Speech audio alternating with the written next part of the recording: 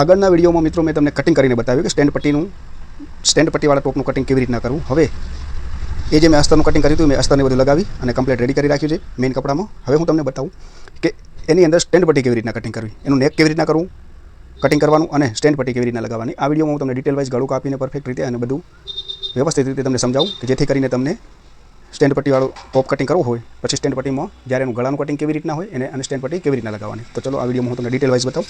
જેમ કે હવે આ ફ્રન્ટનો ભાગ છે એનામાં મેં તમને બતાવ્યું હતું કે બેકનો ભાગ જે આવી રીતના મોટો હોય પાછળનો અને ફ્રન્ટ નાનો હોય. તો જો અમે અસ્તરને બધું કમ્પ્લીટ અત્યારે લગાવીને રાખી દીધું છે.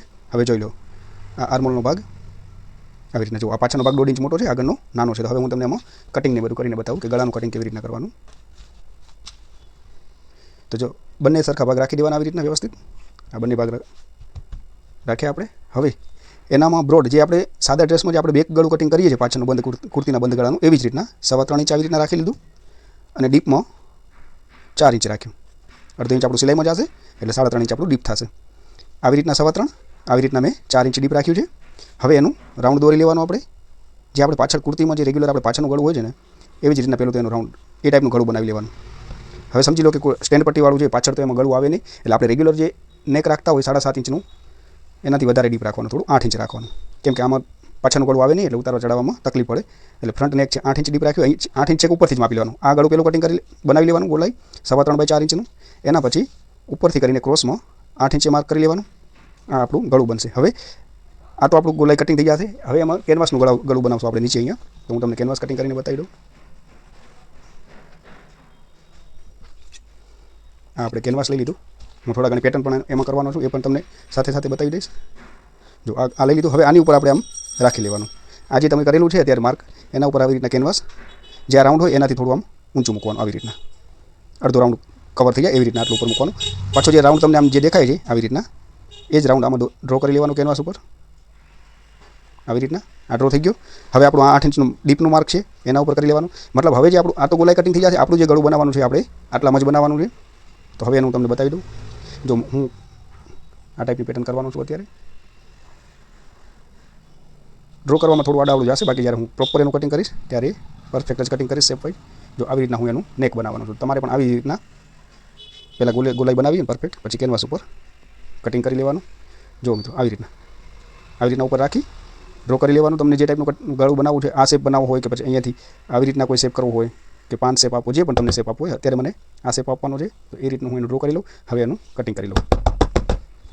તો આપણી આ ગોલાઈ છે એનાથી થોડું વધારે રાખવાનું અને જે પણ આપણે શેપનું ગળું કટિંગ કરવાનું છે એ પ્રોપર કટિંગ કરી લેવાનું. માર્ક ભલે થોડા તમે જે નિશાન કરતા હોય આડાવાળા જાય પણ જ્યારે કટિંગ કરતા હો ત્યારે પ્રોપર કરી લેવાનું. એવી રીતના ના થાય તો માપીને માર્ક કરી લેવાનું. જેટલું બહારની પેટર્ન રાખવાની છે એને પ્રોપર માપ કરીને કરવાનું.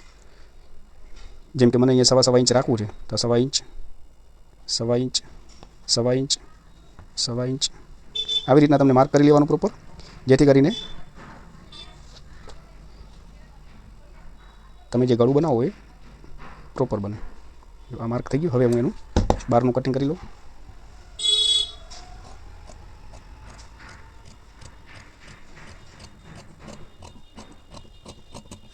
આ મેં કટિંગ કરી લીધું. આ જે છે ને આપણું ગળું બનશે. એ હું તમને બધું ડિટેલ વાઇઝ બતાવીને બધું બતાવી દઈશ આમાં કે કેવી રીતના એને. હવે આ જે મેઇન આપણે જે રાઉન્ડ હવે કર્યો હતો પહેલાં 3.25 ઇંચનો એને પરફેક્ટ કટિંગ કરી લેવાનું. આ થઈ ગયું કટિંગ બરાબર.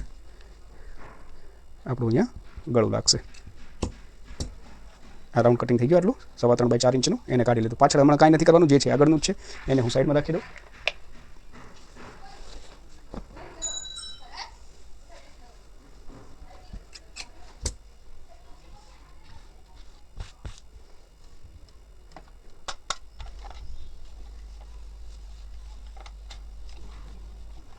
જ્યારે પણ આવો વચ્ચેનો ફરમો જે પહેલાં નીકળે ને એ વચ્ચેના ફરમાને તમને છે ને ઘા નહીં કરી દેવાનો.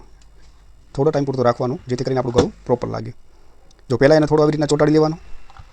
પછી જે મેઇન આપણે જે નેક કટિંગ કર્યું હોય એને લગાવી લેવાનું.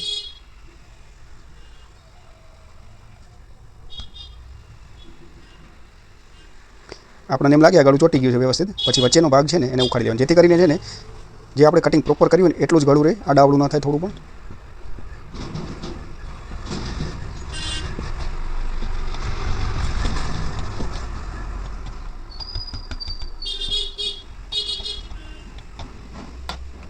આપણું ગળું થોડું થોડું મોટું રાખી દેવાનું સાઈડમાં, જેથી કરીને આપણે અહીંયા આવી રીતના વાળવાનું હશે. એના માટે હવે વચ્ચે આવી રીતના પકડી અને પ્રોપર એને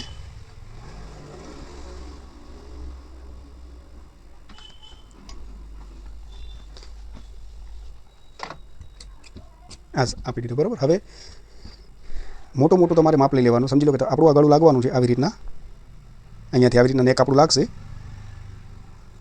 અહીંયા સુધી. બરાબર. આટલું આપણું સિલાઈમાં જશે. તો અહીંયાથી મોટું મોટું તમારે માપ લઈ લેવાનું રાઉન્ડમાં. જેમ કે આ 4 ઇંચ છે અને આ પાછળનો આપણે જે ભાગ કાઢ્યો છે એ કેટલો છે?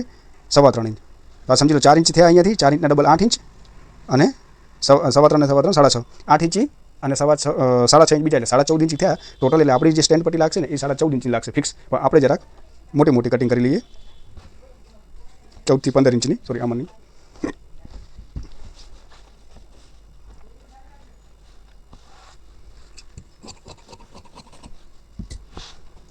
આપણે થોડી મોટી કટિંગ કરશું, જેથી કરીને હું તમને જ્યારે લગાવું ત્યારે બતાવું કે આવી રીતના તમે લગાવશો તો એકદમ ઈઝી રહેશે. ફિક્સ કટિંગ નહીં કરવાની, મોટી રાખવાની, જેથી કરીને તમને લગાવવામાં ઈઝી થાય. એ બધું હું તમને ડિટેલ વાઇઝ હમણાં લગાવીને પણ બતાવું. હું પેટર્ન જે કરવાનો છું એ પણ તમને બતાવી દઉં.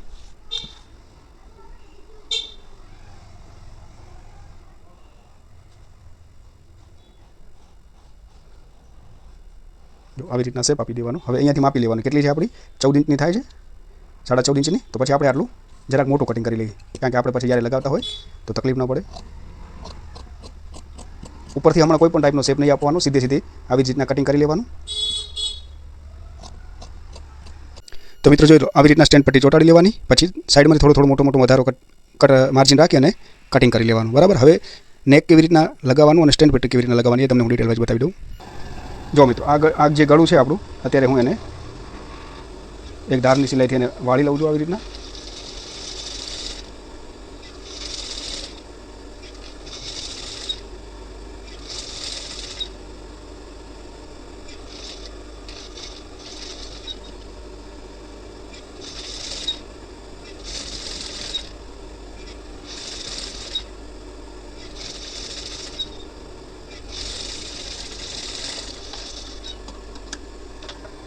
એને વાળી લીધું. હવે હું આમાં પેટર્ન કરવાનું છું મિત્રો. જે અત્યારે આપણે દોરી જે આવે આ ટાઈપની, જે આપણે બ્લાઉઝમાં લગાવી છે, એની પેટર્ન કરીશ. એ જોજો હું કેવી રીતના કરું છું.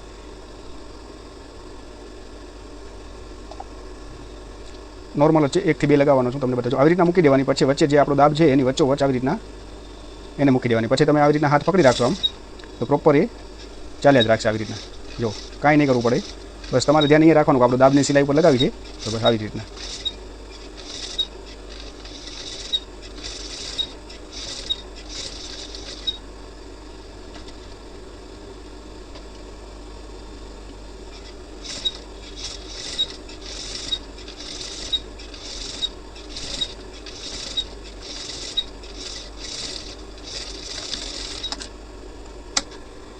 જો મિત્રો આવી રીતના લાગશે. તમને પાઇપિંગ કે કાંઈ નહીં કરવું પડે, એકદમ મસ્ત લાગશે આવી રીતના. સેમ બીજી હજી એક હું લગાવીશ એની બાજુમાં.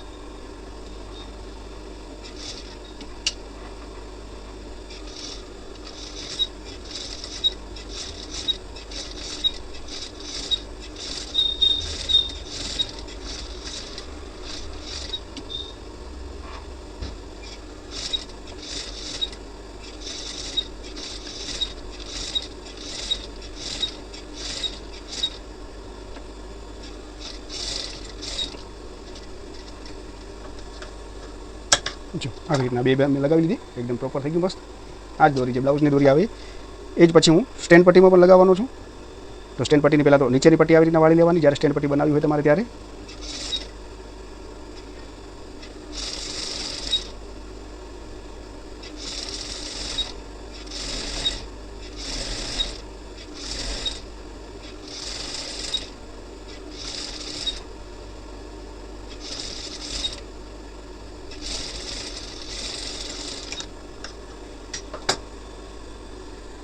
વળી આ જ પટ્ટી પાછી જે આપણી જે પાઇપ દોરી છે એને સ્ટેન્ડ પટ્ટીમાં પણ લગાવી લેશું.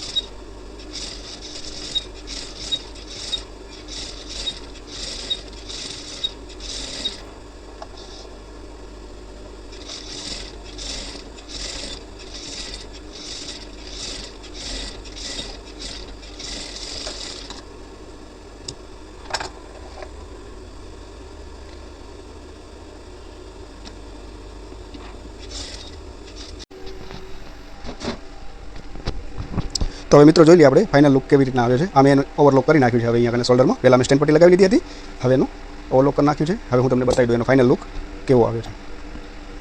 જો ગોલાઈ કટિંગ કરો ને એટલે આવી રીતે એકદમ પરફેક્ટ જે આપણે શોલ્ડરની લાઈન આવતી હશે ને ત્યાં એકદમ આખું પ્રોપર આવી રીતે લાગી જશે.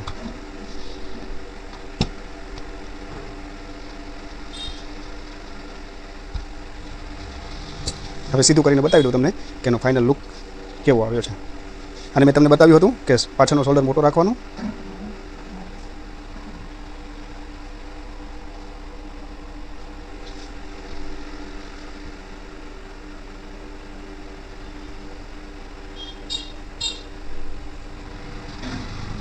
તો જોઈ લો મિત્રો, આ આપણું સ્ટેન્ડ પટ્ટીવાળું નેક બનીને અત્યારે એકદમ પ્રોપર તૈયાર છે. ને આવી જ રીતના મેં તમને કહ્યું હતું કે શોલ્ડર પાછળનો મોટો રાખવાનો, જેથી કરીને આવી રીતના જ્યારે કુર્તી બની જાય ત્યારે પાછળનો ભાગ આપણો અહીંયા આવશે. આપણી જે સ્લીવ લાગશે આપણી આ સેન્ટરથી લાગશે. હવે તો આગળનો ભાગ નાનો, પાછળનો ભાગ મોટો. હવે તમે ફાઇનલ લુક જોઈ શકો છો સ્ટેન્ડ પટ્ટીનું કે કેવું બન્યું છે એનું.